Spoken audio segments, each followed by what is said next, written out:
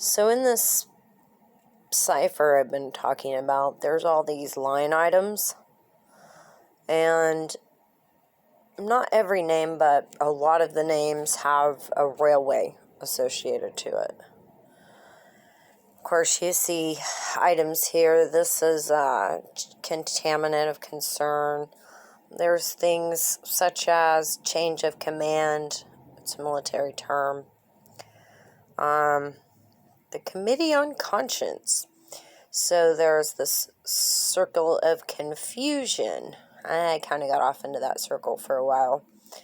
I'd really like to figure out the full controller of the currency aspect of it, because you figure that out, you can never lose. But, alright, you see right here, it says Corcoran. It's an Amtrak station code. That just lets me know that that is actually attributable to the California Railway, and I believe which is the Erie-Lackawanna Railway. Okay, but let's look at something different. I ran across this and I thought, oh wow, cool, because I had wanted to figure out like what was the railway, and I thought initially that the railway was the telegraph because of some, our history tells us that back in the war days they had to figure out a way to transmit messages so that the enemy couldn't gain any advancements. They came up with this coding, which was like Morse code and whatnot. And this is very similar to Morse code. But what was even more, put me in that mindset was because I've actually been a part of the black market before. I've told a lot of people this, that before I came to Christ, I did participate in things where I witnessed things. I've seen people do things. And, like even if I bought a bag of weed in an area, weed hasn't been legal all over the States. If I bought a bag of weed, I might say something like, hey, I need a dime or something like that. So I've kind of been used to this lingo. It's ebonics / cryptic talk, I guess you can say, for lack of a better term. Anyways, I ran into this publication just now looking up something different, and the odds of that was like way cool. Oh, I've just lost my spot. Forgive me. Gotta let the pictures come in so I can figure out where I'm at. So bear with me 1 second. Okay, so the preface. In assuming with pardonable pride the labor of preparing a cipher code adopted to the business of several organizations of railway employees, the author has endeavored to bring it thoroughly up to the requirements of the times. It is not to be expected that a work of this kind can be perfected by any one man in the first edition, and the author requests those using this little book to note its shortcomings for future reference, that he who undertakes the labor of revision may have the benefit of their experience. The need of a work of this kind has at times been sorely felt by every organization. And if this work meets the requirements so far as to lighten the burden of any organization in time of trouble, or to assist in gaining a single point in favor of the laboring man, then the author will feel that he has been fully repaid for his labor. To the several organizations, the railway employees, this work is dedicated with the goodwill and best wishes of the author. Instructions. A cipher code arranged for use of the several organizations of railway employees is intended more especially for telegraphic correspondence in time of trouble, when it is desirable or necessary to send telegrams that cannot be read by any but those for whom they are intended, as is the case in time of strikes or other important moves on the part of an organization, as it is often necessary to use the company's wire to reach members of the organization on other parts of the road, and unless such telegrams can be sent in a safe cipher, it would be better they were not sent, as the company would be forewarned of every contemplated move mentioned in the telegram. This cipher, by use of a key number known only to trusted members of your own organization, is as safe as it is possible to make one, and should it be found necessary at any time to change the key, as a still further precaution against some who might have come in possession of the first, it is easily done by notifying those holding these books either by letter or messenger of the change and giving the number selected. You will note that the numbered cipher words begin under the heading Organizations and Officers, beginning on page 14.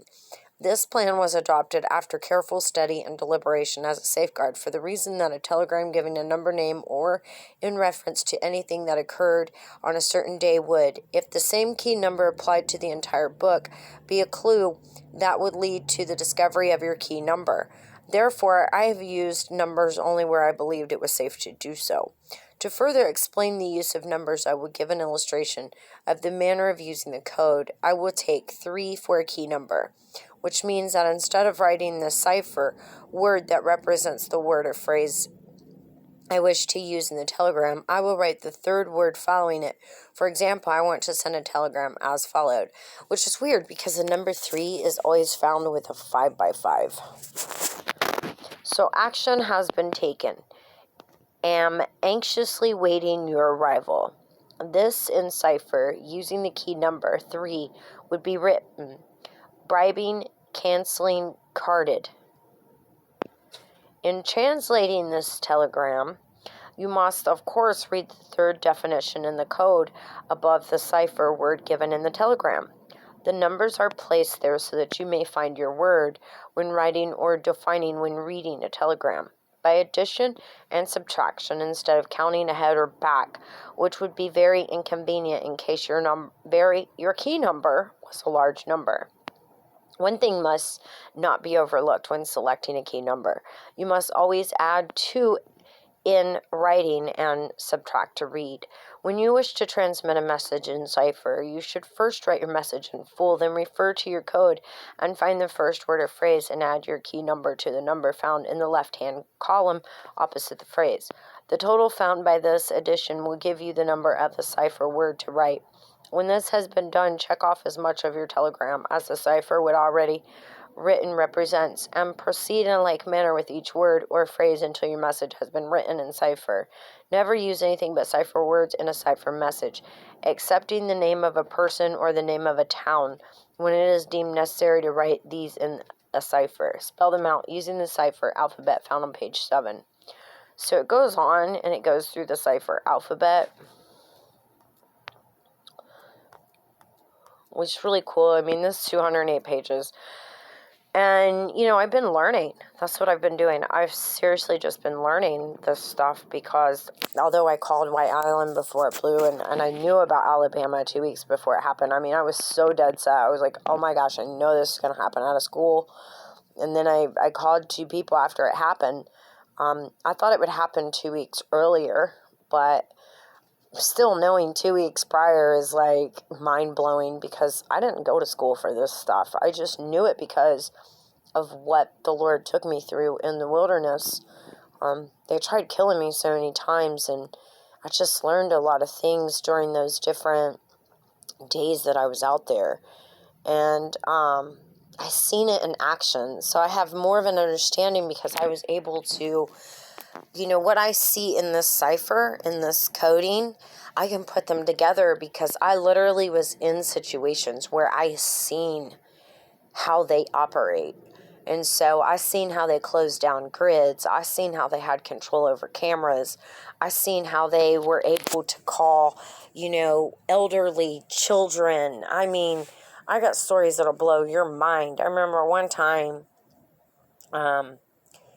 well, there's 2 times that it was pretty whoa, mind-blowing. But there was this one time that I had met this guy and I knew his family. And I said, man, you look just like and he finished my sentence. He said, an Evans? And I was like, yeah. He pulled out his ID and gave it to me, and he was an Evans. And I was like, oh my gosh, that's so crazy because I knew an Evans back home. And I remember back in the day, I was like, they have such a distinct look. I would remember, I could pick them guys out of a million people. And sure enough, years later, I'm face to face with this guy named Keith Evans, who's in a wheelchair. And he would say, oh, he wouldn't, leave me alone. He was there. And then my son, he came around my son's work. And so that bothered me, and I wanted to, I don't know, I just wanted to kind of protect my child, I guess you could say. So I wanted to figure out what these guys were up to. And so I stuck around this guy for, I don't know, a week or two. They had it in mind to kill me.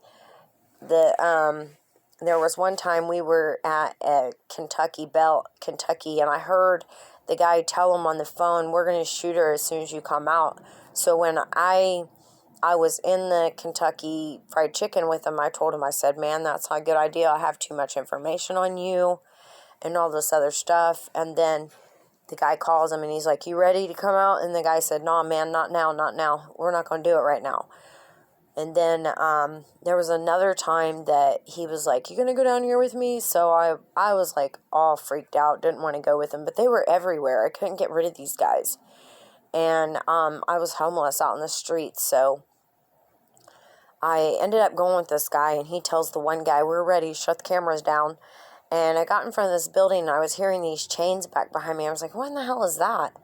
And I freaked out, so I went over next door to this gas station, and I tried to get in, but it was locked. And I was banging on the window. I was like, let me in. And the guy's like, no. And I'm like, please let me in. And he's like, no, there's 2 guys in black on bikes right across the street waiting on you, coming to get you.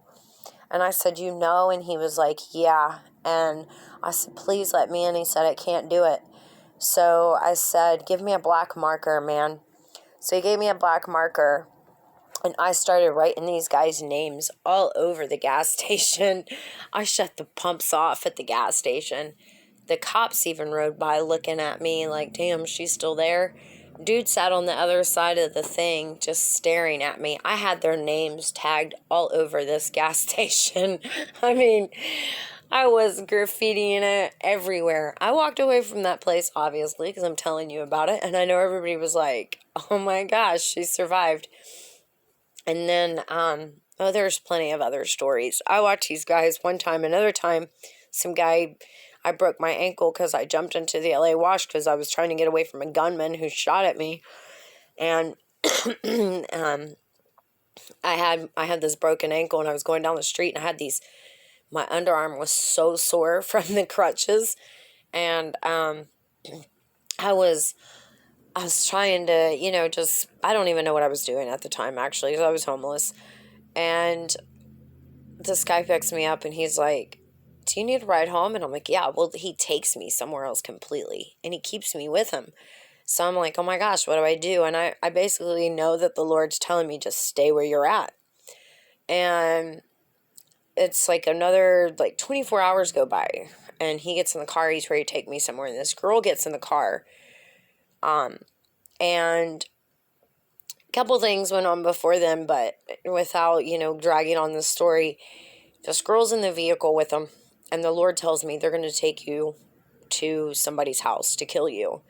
And I'm like, but the Lord told me she just got redeemed. She just gave her life to me 2 weeks ago. I heard the Holy Spirit say that. So I said, did you just give your life to Christ 2 weeks ago? And she was like, yeah. How did you know that? And I was like, God told me.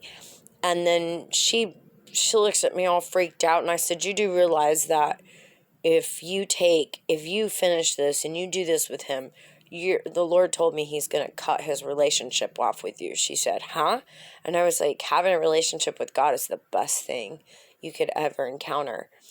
And she was like, yeah, I know. And she was like, I felt that. And I said, you felt the Holy Spirit? She said, yeah. And, well, lo and behold, this girl, she's like, I can't do this, man. I can't do this. Let me out of the vehicle. The guy doesn't want to stop the vehicle. So this girl, we end up turning the corner. We turn left around a corner. She was in the passenger side. This girl jumps out of the vehicle. We had to be going every bit of 20-something, almost 30 miles an hour. And she jumps out of the vehicle. Car still driving. She was like, I can't do this, dude. Let me out. She jumps out. Well, the Lord had reminded me that there was a sword under the seat because I was in the car for 24 hours or more, and I knew there was a sword under the seat. So it reminds me there's a sword under the seat. I grab the sword and I put it up to this guy's neck. And I said, if you don't turn this damn vehicle around, I'm going to shove this in your throat. I'm going to kill you. And then I'm going to kick you out of the vehicle and take your car. The entire time I'm thinking to myself, could I even do that? I mean, I was like, could I really even kill this guy? Because I don't believe I'm capable of murder. And so I was really contemplating this, like, can I really kill this guy? And he kept going. And so for a second, I pushed that knife even harder into his throat. And for a second, I almost thought, yeah, you're going to have to kill this dude. So I was like, please, Lord, please make him turn around. And so then he turns around. He goes, okay. I'm gonna turn around. Great, turn it around and get me out of here. All right. So I ended up at this gas station, and at first I went and I was like, you're not letting me out of this car. You're gonna give me the keys to your vehicle. Get out of the car. I'll stab you. And you're gonna give me the keys to your vehicle. He said, you're gonna steal my car. I said, I can't. I've got a broken right leg. I had a broken right ankle with a cast on. So there was no driving that car. I mean, unless I truly had to, I'm pretty sure I could have made away. But my point is, I was like, I'm not going to steal your vehicle, dude. I don't want to go to prison for stealing a vehicle. But I'm sitting here until the morning because it was at night. So then I sat in that vehicle. I was so scared that somebody was going to come through and unlock the car. But I knew that the Lord had me. And so I got out of the vehicle at the gas station, and I witnessed some of the most profound thing. I mean, EMS, I'm talking helicopters, fire department, cops, cable company, all these different agencies and then it was men, women, children. And I remember saying to a guy about it, I said, I can't believe how many people are involved in this. And he goes, yeah, you wouldn't believe it. He goes, even the kids are. And I was like, whoa, wait a minute. He didn't just say that. Some guy, which I know now was my angel, came out of nowhere and he started praying on the corner. Lord, you got to, help her. Nobody's here to help her. She's surrounded. She's not going to get out of here. Blah, blah, blah. And he's praying for me on the corner, and I'm listening to this guy pray for me, and I'm like, what the hell is going on? I'm freaked out. I don't know. And I have a broken ankle, and I don't have anywhere to go. So, I have never told this one to the public because I know everybody, like, this girl's crazy. But I literally seen my son's car shrink.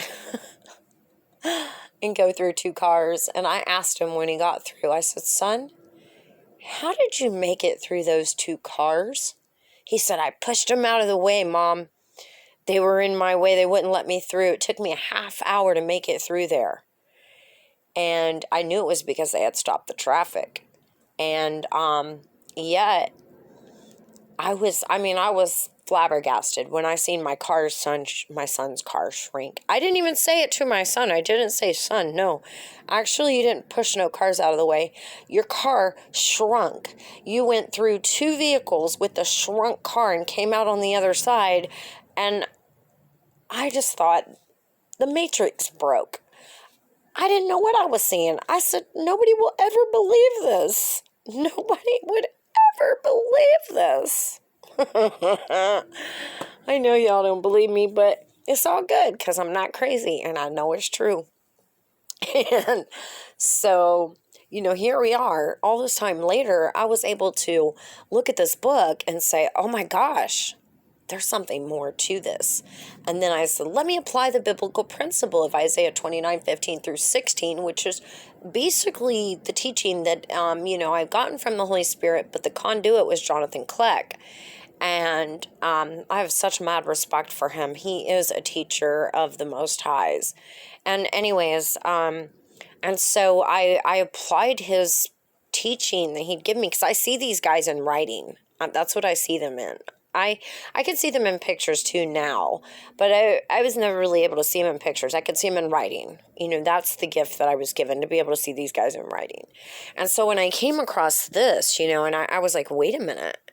I just broke down the name into acronyms and I got all the line items for the acronyms and I was like, oh my gosh.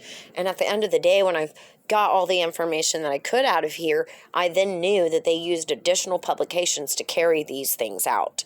And that they were carrying out specific items like, weather storm, tropical storms, El Nino. They were also doing earthquakes, because I even called an earthquake. I don't think that I have that documented, but I might. I know I have it documented on paper on cyphertext.blogspot.com, but they messed with a lot of that material too. And of course, why wouldn't they? I mean, the DOD, the DOD, the DOJ, DOE, DOI, HLS, FBI, CIA, you know what I mean? So, and that's who's part of this. And so here it is. I mean, there's a lot that goes along with this, but the point of the matter is, and there's a lot of locations. Point of the matter, it's a cryptic grid.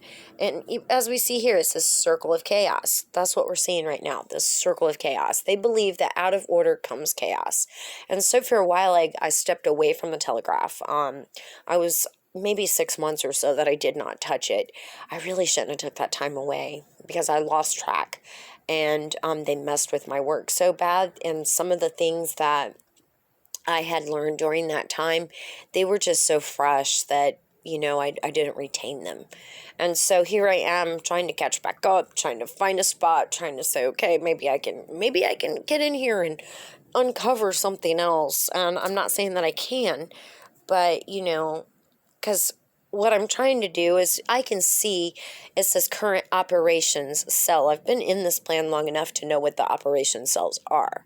And so I see when there are sinkholes happening or landslides or earthquakes or weather storms. There's ice storms because there is a Icelandic hawk intense hurricane. These are all attributes of the plan. And so by the news itself, but if you're paying attention to the news, you guys, so much is going on. It's like, what? Literally this much, the whole world is under attack. India, Indonesia, Mozambique, Zimbabwe, America, Italy, you name it. These countries are under attack. And so we're not alone in the attacks, China, Russia, Germany, all part of it. And then we have this other aspect where war is brewing. All of this is biblical, though, and so I tell my testimony from what I know, and I ran into this, and I just wanted to share this with you. I don't want to keep you guys forever. I just wanted to share this with you. I thought it was so neat that I ran across the cipher code, and it connected to the railway employees. Another finding. DF's mysterious directions. Over and out. Take care, take charge, and my friends, don't forget to say your prayers.